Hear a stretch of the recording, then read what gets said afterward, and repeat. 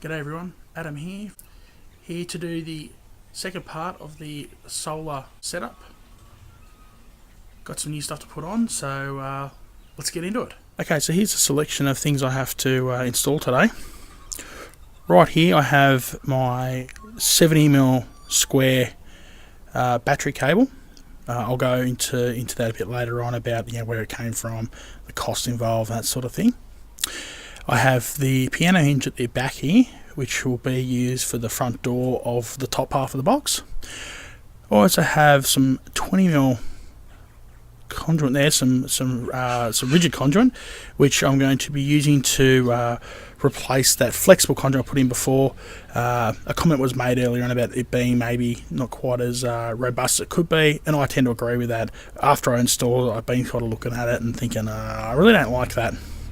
So down here I have a negative post for this negative cable here, and that's going to be installed in the battery box, just so that I can do a disconnect off the side of the battery box, and it'll just eliminate the cables going out of the battery box into the switchboard box, as opposed to disassembling the cables going to the batteries. Have some earth cable here, which will be going from my various devices in the switchboard and putting them into the copper buzz bar which we installed on part 1. Over here I have some connectors to connect the rigid conduit into the various boxes that I have, some elbows in case I need them, some saddles, and that's just some pot rivets to pot rivet the door on. So this is the flexible conduit we're going to remove today and install the rigid stuff. As I said, it's just doesn't look real great, and not real happy with it. So let's get started on putting on the new stuff. Okay, so for my next part, I'm going to connect the rigid conduit from this earth box down to about 6 inches off the floor, and that'll carry the earth cable going to the earth stake when it's installed down Pencrack Farm. Alright, let's get to it. Okay guys, so I've made some progress here. I'll take you along and show you what I've done before I get into talking about cable, about big battery cable. Let's go for a bit of a look. Okay guys, excuse the light's a bit harsh. You can see there I've got an earth cable attached in right here. That's coming from the charge controller coming into this earth bar, and this big bolt here is the one that will come down all the way down here inside that conduit to the earth stake when it's installed down at Pencrack Farm. Here's that rigid conduit all installed. Looks a lot nicer than the flexible, looks a bit stronger. More happy with that. The DC isolator's connected back up again and is on. Let's get that fixed up there. Righto, so as you can see, my batteries are on absorption, and there's the, it's a bit hard to tell, but so there's the earth cable connecting in there, runs down through here into that hole. No sharp edges. I've got to cut the cable. Now all the earthing points through here, so when the inverter gets put in over here, I'm going to have the inverter. I'm actually planning on having another one of these right beside it for redundancy, just in case, and I can use it for charging my 12-volt batteries, not my 24-volt bank, which I have at the moment. Okay guys, let's talk about battery cable. Here I have this is 70mm square battery cable. This is thick. The outside diameter of this stuff's around about 15mm. Big lugs on it.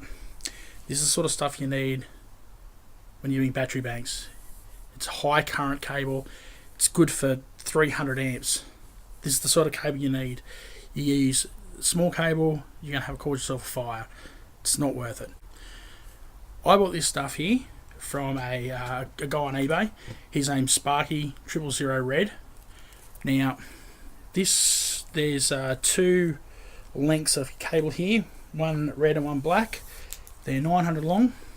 They'll come already fitted. The heat shrink's already on there, and they were delivered for around about $70. Yes, you can buy the cable separately, get your own lugs, put them on yourself. Then you have to have the crimping tool for that. That's about $100 alone. Then the lugs themselves, buy the cable. I figured I was going to get this guy to do it all for me. He makes it the size I need. He puts the lug sizes on I want. So for example, you see on this one I have a 12mm lug, and on the other end of it I have a 10mm lug, because that's the type of connections I have here. So thoroughly suggest you go and speak to that guy if you're here in Australia, that is. I don't know if he ships overseas. So for the overseas guys, you might have to look for someone on your own eBay site, or that's a big plus. The other thing I want to talk about is how you attach your batteries and the cables to your battery bank. Now, they're all done with bolts, or most of the time they're done with bolts. Now, you usually find people just go, I'll just pick up the spanner and make it on. Well, the problem with these sort of spanners, is they bridge across your battery terminals from positive to negative. You have an explosion. Don't need that. So what I do is I buy cheap, spanners. I know we get it from our local Super Cheap Auto. There's, for the people in other countries, I'm sure you have these cheap tools around different places. These spanners cost about $1, and I cut the head off them. So you can see that's where the head was. Chopped it off, and then I put heat shrink on them. This now is dedicated for my battery bank. It lives in the battery box, or in the in the switchboard, and this is dedicated for this. There is no way this is going to earth out on the battery terminal should an accident happen. This is all for accidental stuff. I mean, no one really means to put a spanner across the battery terminals, but it happens. So there's literally $2 in this. Make it do it yourself. Make it happen. Okay, guys. So we're going to connect the positive side of this cable from the Blue Sea fuse right here through to one of the legs on the DC isolator there. That's there solely for safety. Should I not be around at the Pancake Farm and there's a fire, anyone can come up to this, remove the key. It isolates all the power from the battery bank to the switchboard. Got to be safe for this sort of stuff, guys. There's no point doing this arse about face. So safety plus everywhere. Alright, so as I said, I have two different size terminals. I have a 10mm terminal here, which will go into this 10mm side here. I have a 12mm on that side there. Right, let's get it on. This now can close. Plenty of slack in the cable.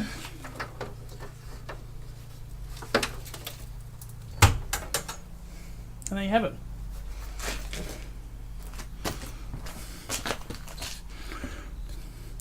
And you can just see here, over on the side here, that's that key isolator I've been telling you about.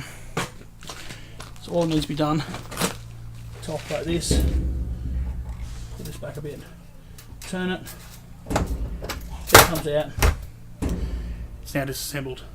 No power can now get from this when it's hooked up into the switchboard.